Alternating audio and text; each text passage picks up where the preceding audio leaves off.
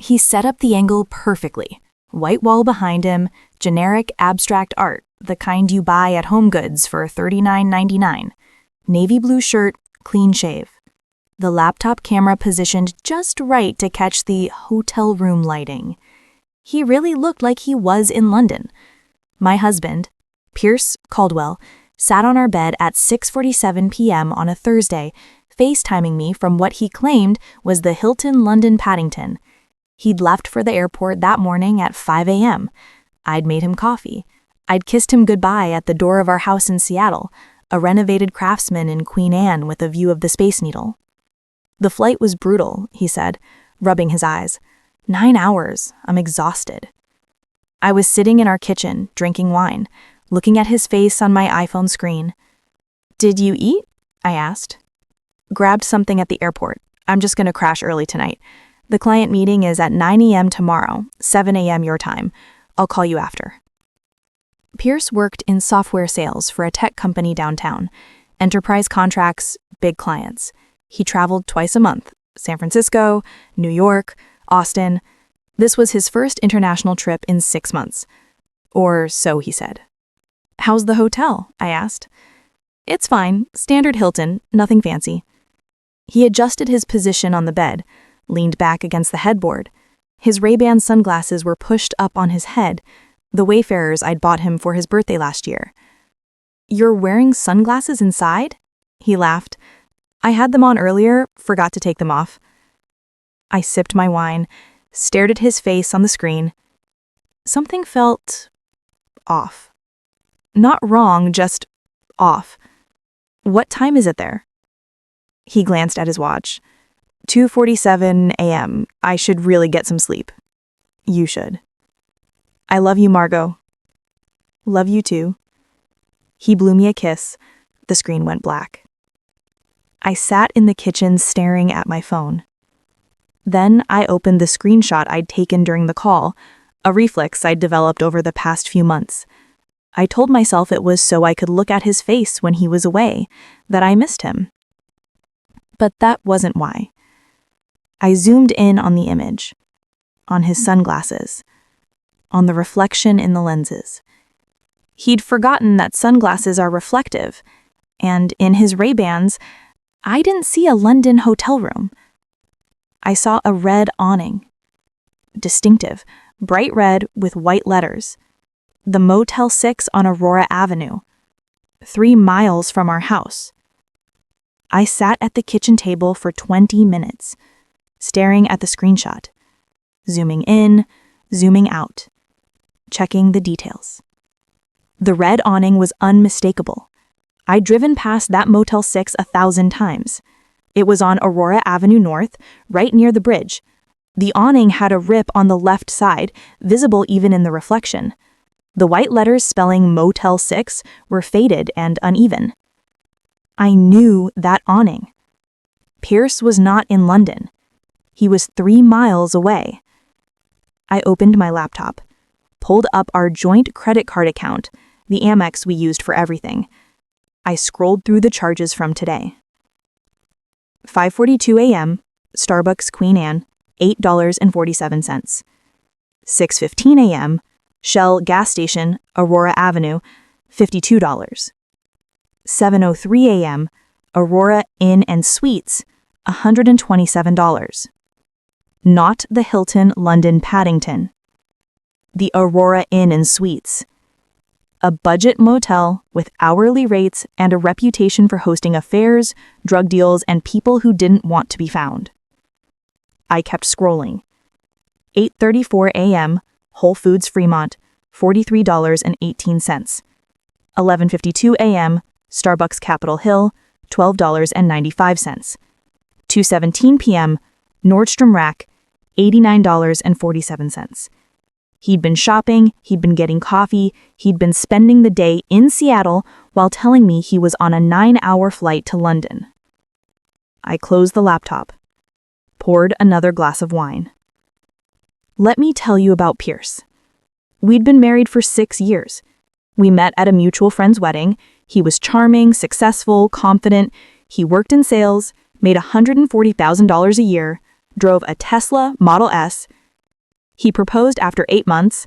We bought the house in Queen Anne 2 years later. I'm a corporate consultant. I analyze company workflows, optimize processes, help executives figure out why their teams are inefficient. I'm good at spotting patterns. I'm very good at spotting inconsistencies. And Pierce had been inconsistent for months. The late-night calls, the weekend conferences, the business trips that didn't show up on his work calendar. I'd checked, pretending I was just syncing our schedules.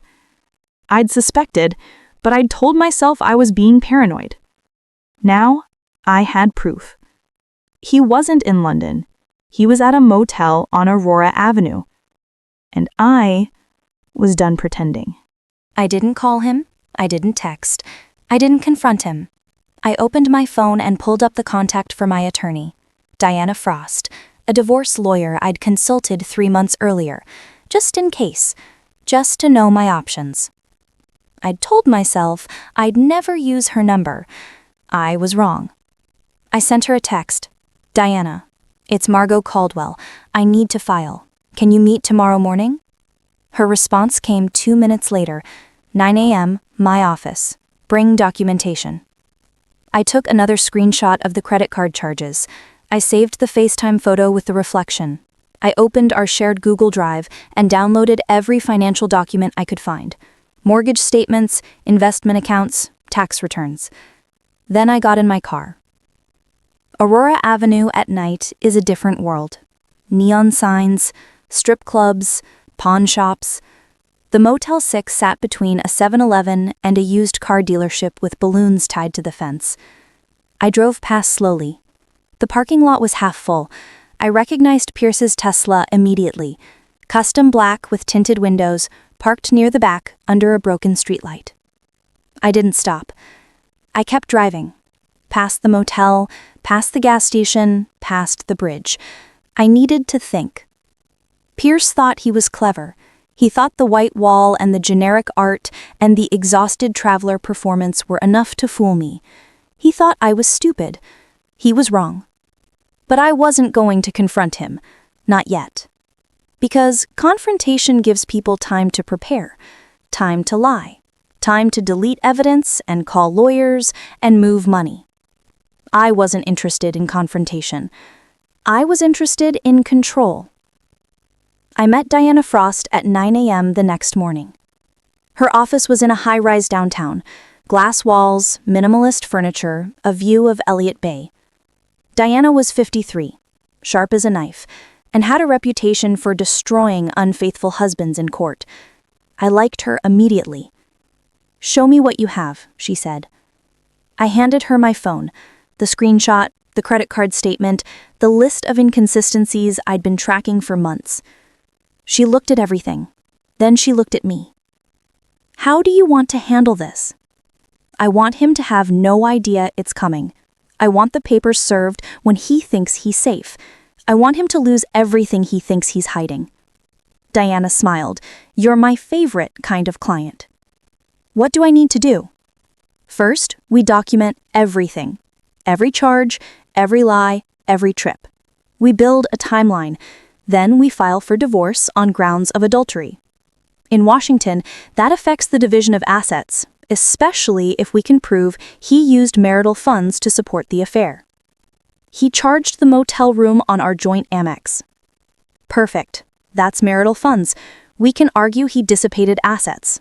The judge won't like that. What about the house? You bought it together? Yes, but I paid the down payment, $120,000, from my savings before we were married. Diana made a note. We'll argue that as separate property. You'll have a strong claim to the house. What else? We have a joint investment account, about $340,000, and his 401k is worth around $180,000. We'll go after all of it. Adultery and financial deception are powerful tools in Washington state. I sat back. How long will this take? Depends on whether he fights. If he's smart, he'll settle. If he's not, we go to court. Either way, you're going to win. I left Diana's office at 10:30 a.m. with a plan. Step 1, gather more evidence. Step 2, freeze joint accounts. Step 3, serve the papers. I drove back to Aurora Avenue. The Tesla was still there, parked in the same spot. It was Friday morning. Pierce had told me his London meeting was today. He texted me at 8 a.m., heading into the client presentation. Wish me luck. I parked across the street at the 7-Eleven, bought a coffee, sat in my car and watched. At 11:47 a.m., the door to room 114 opened. Pierce walked out. He wasn't alone. A woman followed him. Late 20s, blonde, tight jeans. She laughed at something he said. He put his arm around her waist. They walked to the Tesla together. I took photos, 23 of them. Clear shots, faces visible, time-stamped.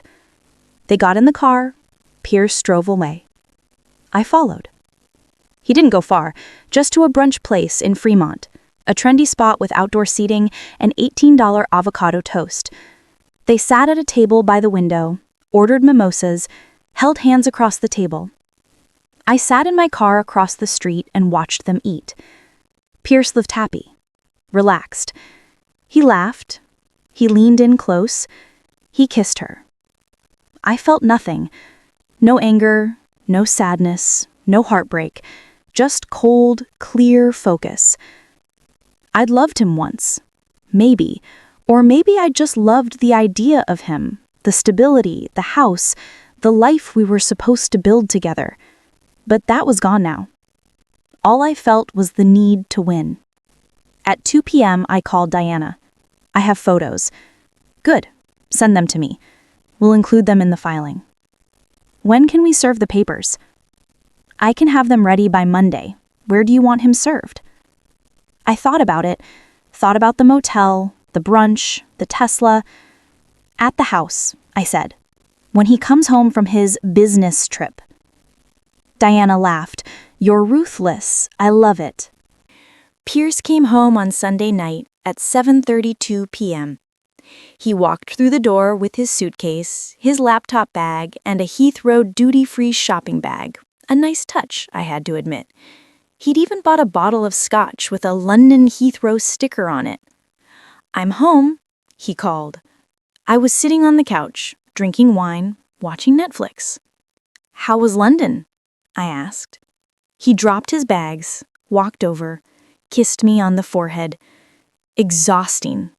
But the meeting went well. I think we're going to close the deal. That's great. He sat down next to me. I missed you. I missed you too. He smelled like her perfume. Something floral. Cheap. I'm going to take a shower, he said. Then let's order takeout. I'm starving. Sounds good. He went upstairs. I sat on the couch and waited. 20 minutes later, he came back down in sweatpants and a t-shirt, hair wet, looking relaxed. The doorbell rang. I'll get it, I said. I opened the door. A man in his 50s stood on the porch holding a manila envelope. Margot Caldwell? He asked. That's me. These are for Pierce Caldwell. He handed me the envelope. Have a good evening. He walked away. I closed the door, walked back to the living room. Pierce was scrolling through his phone, looking at takeout menus. Who was that? He asked. I handed him the envelope. It's for you. He frowned, opened it. I watched his face as he read the first page. Petition for dissolution of marriage. The color drained from his face. Margot, what is this? Divorce papers. He stared at me. What are you talking about? I pulled out my phone, opened the screenshots, the FaceTime photo with the motel reflection, the credit card charges, the photos of him with her at brunch. I held the phone up so he could see. You weren't in London, Pierce. You were at the Motel 6 on Aurora Avenue with her. His mouth opened, closed. No words came out. I know about the affair. I know about the lies. I know you used our joint credit card to pay for the motel room, and I know you're about to lose everything." He stood up. "Margot, let me explain." "No, it's not what you think. It's exactly what I think. I made a mistake. I'm sorry. We can fix this." "We're not fixing anything. I filed for divorce on Friday. My attorney has all the evidence. You used marital funds to support your affair, which constitutes dissipation of assets. The judge is going to love that." Pierce sat back down. His hands were shaking. "You can't do this." "I already did. The house is mine. I paid the down payment with my separate funds. You're going to lose your claim. The investment account will be split, but you'll owe me for the money you spent on her." He stared at the papers in his hands. "How long have you known?" "Long enough." "Why didn't you say anything?" I smiled. "Because I wanted to make sure I had everything I needed to destroy you." I stood up, walked to the door, opened it. "You have until tomorrow morning to move out. If you're still here when I wake up, I'm calling the police and filing a restraining order." Pierce didn't move.